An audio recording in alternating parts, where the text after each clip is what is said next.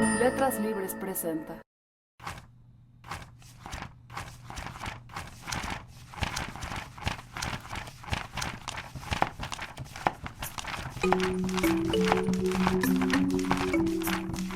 Esto es Detrás de las Páginas, nuestro recorrido mensual por los entretelones de cada nuevo número de Letras Libres. Bienvenidos. Nuestra edición de mayo de 2014 lleva por título Justicia sin Estado. Desde el 5 de enero de 2013, cuando un grupo de 800 personas de los municipios de Ayutla de los Libres, Tecuanapa, Florencio Villarreal y Copala tomaron las armas e instalaron retenes para proteger a sus comunidades de la delincuencia, quedó claro que no basta con que existan policías, tribunales y jueces para que haya justicia, ni para que los ciudadanos, armados o no, se sometan a la ley. Es necesario que detrás de ellos exista un Estado lo suficientemente fuerte para garantizar la seguridad y la impartición de la justicia en un entorno de igualdad, sin excepciones, sin irregularidades y sin corrupción. Joan Grillo es periodista, escritor y autor del libro El narco en el corazón de la insurgencia criminal mexicana. En este número escribe Autodefensas, héroes o villanos, un reportaje en el que relata cómo las autodefensas en Guerrero y Michoacán han despertado esperanza y al mismo tiempo miedo entre la población. Cuando uno está ahí en Michoacán y viendo una situación excepcional, también es como difícil entender qué está pasando. Es como algo muy raro, una nueva forma de guerra en que hay barricadas y gente peleando entre ellos al mismo tiempo que el Estado está ahí, pero como no completamente controlando la situación. Yo creo que, y realmente, ¿qué son los autodefensas? ¿Qué representan las autodefensas? Yo creo que no son tan fáciles de poner así el sello, que son paramilitares, ni guerrillas, ni de la izquierda, ni de la derecha. Es algo nuevo. Y todo esto también ha sido parte de del narcoguerra en México, ¿no? Son muchas cosas que pasan que realmente nos dejan todos como sorprendidos, incluso buscando las palabras, el vocabulario para describirlos, ¿no? Y esto como es parte de este cobertura, de estos reportajes, buscar como algo, como entender un poco más al fondo qué es esto, qué está pasando. No hay duda que hay muchos narcotraficantes mismos ya en las filas de las autodefensas. Es muy claro, tú vas a las barricadas, hablas con ellos y encuentras gente que abiertamente te dicen que han estado en los cabezas templarios o en otros cárteles o independientemente.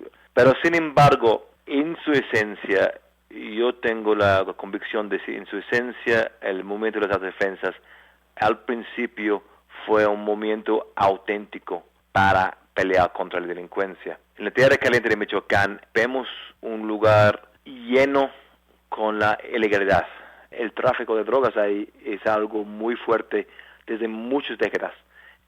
Sin embargo, lo que hacían los cabezas templarios fue construir un cártel que era como otro estado, un estado paralelo que era predatorio. La forma en que extorsionan en manera sistemática a todos los negocios, la forma en que matan, violan, decapitan, fue como empujando la población hasta un lado. Entonces mucha gente que tomaron armas contra ellos sí tienen malas historias, pero esto no significa que su lucha no es auténtica. Y yo creo que sí, las autodefensas lograron algo muy importante, que ellos lograron en poco tiempo que el gobierno no podría hacer, en desplazar el cártel. Sin embargo, claro que hay un riesgo muy fuerte cuando tiene ciudadanos tomando armas, deteniendo, matando personas. Es un riesgo muy fuerte. Entonces yo creo que aunque hay que aceptar que ha sido un estado de excepción, que hay que aceptar que las circunstancias en Michoacán no han sido normales, sí es necesario ahora buscar una forma de salir de esto, que restablecer un estado de derecho en Michoacán.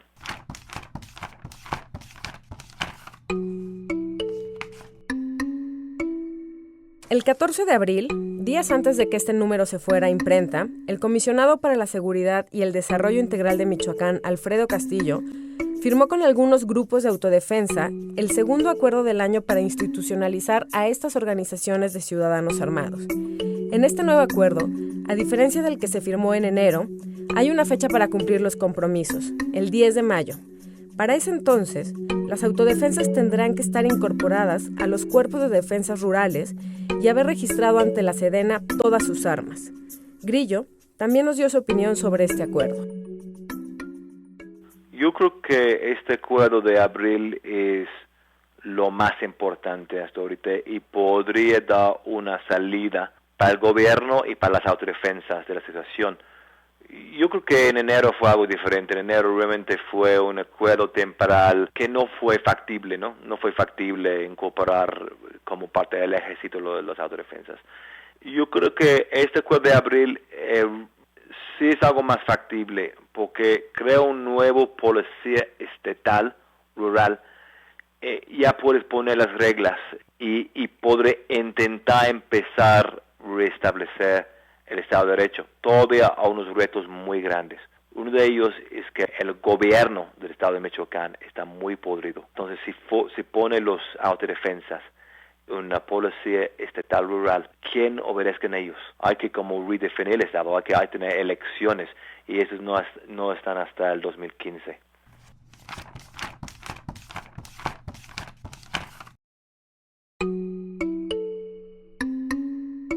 Mauricio García Villegas es profesor del Instituto de Estudios Políticos y Relaciones Internacionales de la Universidad Nacional de Colombia y columnista del diario El Espectador. Con el título "Y yo con esas ganas de ser juez", publicamos en este número un capítulo de Jueces sin Estado, un libro coordinado por el mismo García Villegas que reúne testimonios de funcionarios de la justicia en zonas de conflicto armado en Colombia. Este es un libro que hicimos ya hace unos 4 años largos, y que tenía la intención de mostrar un poco la complejidad de la justicia en Colombia. Y no solamente la complejidad de la justicia, sino la complejidad de las instituciones en Colombia. Colombia, a diferencia de México, nunca tuvo una revolución y nunca tuvo un Estado fuerte que fuera a la periferia y a las regiones apartadas para crear instituciones que reemplazaran las instituciones coloniales. Entonces, buena parte de la periferia colombiana es una periferia sin Estado. Y entonces nosotros lo que queríamos analizar era cómo se comportaban los jueces en esas zonas periféricas, que es justamente esos territorios en donde hay guerrilla, no siempre, pero con mucha frecuencia, y paramilitares y narcotraficantes y grandes latifundistas que son muchas veces más poderosos que las instituciones municipales. Entonces fuimos a esos territorios, hicimos entrevistas a jueces, entrevistamos unos 35 jueces en sitios muy apartados, y ahí seleccionamos 8 entrevistas y a partir de esas entrevistas hicimos los relatos. Y un poco lo que muestran esas entrevistas y lo que muestra ese libro es que muchos de esos personajes que se llaman jueces y que trabajan en despachos judiciales y cuyos despachos tienen, digamos, toda la rutina y toda la formalidad propia de los jueces, en realidad en la práctica, cuando uno va y mira por dentro, pues no son jueces, no tienen la capacidad, digamos, de imponer la ley o de decidir cómo hacen la ley. Entonces era un poco esa la idea, mostrar que una cosa es la justicia formal, una cosa es el listado de los jueces que hay en el país y otra cosa es la justicia que realmente existe. La época de las entrevistas era una época de muchísima más conflictividad y claro que nos encontramos con muchos problemas. Las 30 y pico entrevistas de las que hablo fueron las que realmente hicimos, pero muchas no las pudimos hacer porque el juez simplemente no quería hablar. Lo contactábamos y nos reuníamos y en fin, pero nos dábamos cuenta de que era imposible. Muchos jueces hablaban y desde luego contaban cosas interesantes, pero era más o menos evidente que buena parte de las cosas que los afectaban no las querían decir.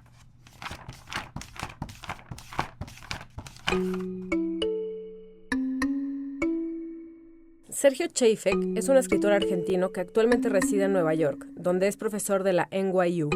En nuestra próxima edición publicamos su cuento Calandria, que forma parte de un libro colectivo organizado por Jordi Carrión y Reinaldo Ladaga, que será publicado en breve por Adriana Hidalgo Editora en Buenos Aires.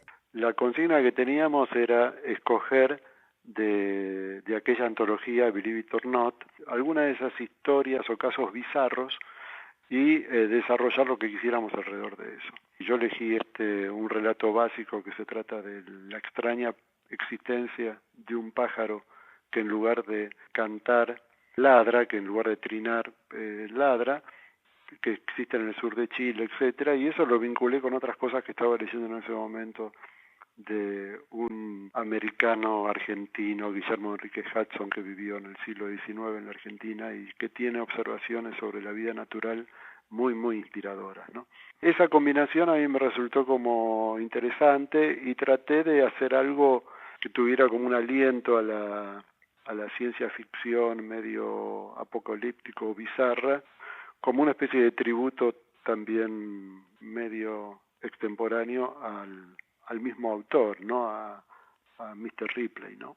Fue eso, digamos. Para mí los encargos en general son muy buenos, ¿viste? Porque me llevan a hacer cosas que de otra manera quizás nunca me habría propuesto hacer, ¿no? Un escritor escribe tanto lo que puede como el resultado de lo que escribe es un resultado tanto de lo que puede escribir como de lo que no puede escribir, ¿verdad? El secreto, entre comillas, quitándole grandilocuencia a la palabra secreto, tiene que ver con que un escritor pueda aprovecharse de sus limitaciones, digamos, ¿no? Y las pueda funcionalizar.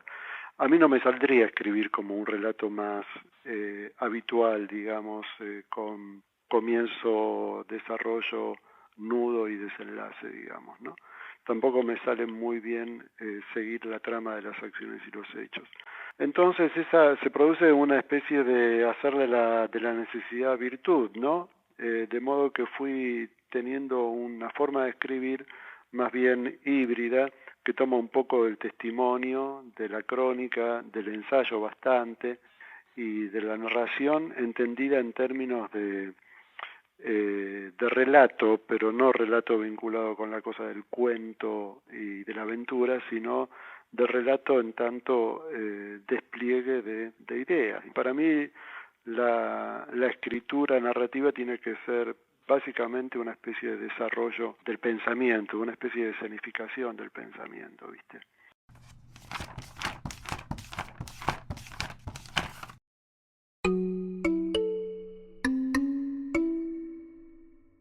Juan Villoro y José Aníbal Campos, ambos traductores y admiradores confesos de Gregor von Retzory, sostuvieron una plática en torno a la obra del escritor.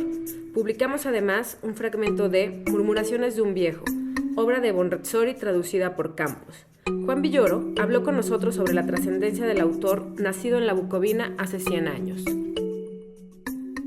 Gregor von Retzory cumple 100 años, es su centenario, y a pesar de que fue un autor bastante conocido en Europa Central, aún no tiene el peso que yo creo que su obra merece. Él nació en la Bucovina, que era la punta oriental del Imperio Austrohúngaro. Él pertenecía por nacimiento a la doble monarquía imperial y real del Imperio Austrohúngaro. Si se hubiera quedado en su ciudad natal a lo largo del siglo XX, habría tenido distintas nacionalidades, habría sido austrohúngaro, rumano, soviético, dependiendo de los cambios en el paisaje de Europa. El hecho de no haber tenido un país definido, sin duda alguna jugó en su contra para ser un autor más representativo de una realidad, pero pertenece a los grandes espíritus ilustrados de Europa Central. Fue un hombre sumamente cosmopolita que a lo largo de su vida trató de hacer una evocación prustiana del mundo perdido en la Bucovina, y también dejó constancia de sus errancias por Berlín, Viena y otras ciudades, con una prosa tan luminosa como cargada de sentido del humor. Sostuve una conversación con José Aníbal Campos, que tradujo Edipo en Stalingrado, una de las mejores novelas de Gregor von Retzory. No es común que dos traductores se reúnan a hablar de un autor. Yo traduje Memorias de un antisemita, que fue la introducción de von Retzory a nuestra lengua, y me parece que es muy aleccionador poder ver cómo desde otra punta del mismo oficio, el de la traducción, alguien como José Aníbal Campos, que es uno de los mejores traductores de la lengua, entendió al autor. Von Retzory es un autor que desafía mucho al traductor porque su prosa es extraordinariamente suntuosa, proustiana, cargada de adjetivos muy precisos. La sensualidad que él tiene por la evocación del entorno la lleva cada una de sus frases. El alemán es una lengua que se presta para frases larguísimas como vagones de ferrocarril, que además incluyen varias cláusulas subordinadas y que por supuesto le ponen los pelos de punta al traductor en español.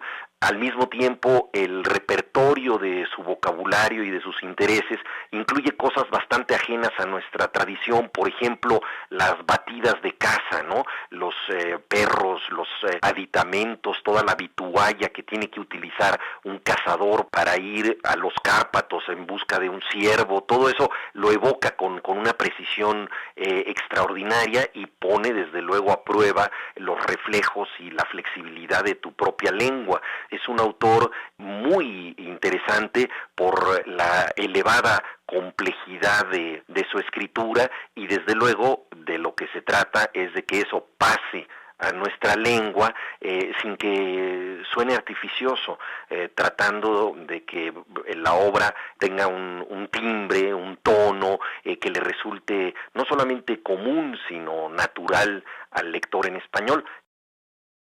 Murmuraciones de un viejo es una obra extraordinaria porque son confesiones de bastante calado.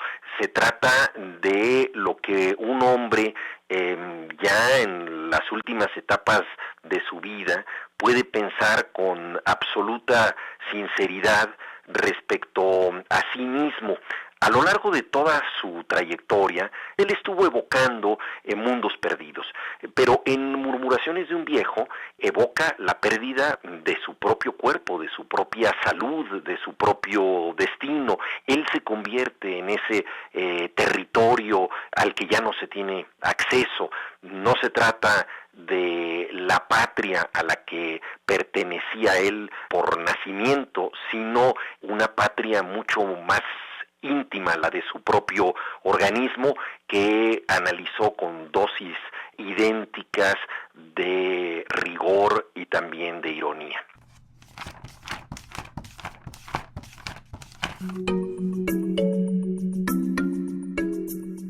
También en nuestro número de mayo publicamos Boccaccio en escena de Mario Vargas Llosa, el prólogo a su obra de teatro Los diarios de la peste, inspirada muy libremente en el Decamerón. Juan Goytisolo escribe sobre los judíos conversos y la modernidad, y Jorge Edwards se adentra en los laberintos mexicanos. Pueden encontrar Letras Libres a partir del 3 de mayo en puestos de revistas y la versión para tableta en iTunes Store y en Google Play a partir del 1 de mayo. Soy Cintia Ramírez y esto fue Detrás de las Páginas.